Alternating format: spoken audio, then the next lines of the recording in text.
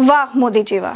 जानते हैं, एक और सरकारी कंपनी बिक गई, IMPCL, Indian medicine pharmaceutical corporation limited. आप लोगों को तेल की लाइनों में लगाकर मोदी जी ने भारत की सबसे प्रॉफिटेबल कंपनी एक झटके में एक प्राइवेट कंपनी को 24 करोड़ के घाटे में बेच दिया। ये कोई ऐसी वैसी कंपनी नहीं थी दोस्तों।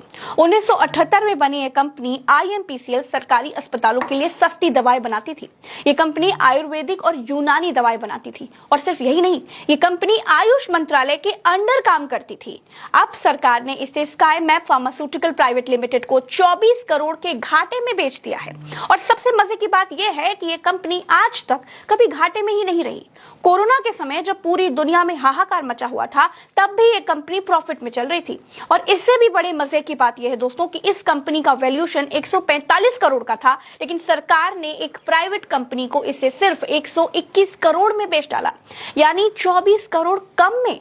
अब सवाल यह है कि जब कंपनी लॉस में नहीं थी, देश में कोई आर्थिक संकट नहीं था, तो सरकार को करोड़ों का नुकसान उठा करके इस प्रॉफिटेबल कंपनी को बेचना क्यों पड़ा? सवाल सिर्फ IMPCL का नहीं है। 2014 के बाद से बीजेपी सरकार की एक से एक कंपनियों को बेचने की आदत रही है। आखिर क्यों सरकार इतनी बड़ी बड़ी कंपनियों को बेच रही है या फिर प्राइवेट हाथों में दे रही है?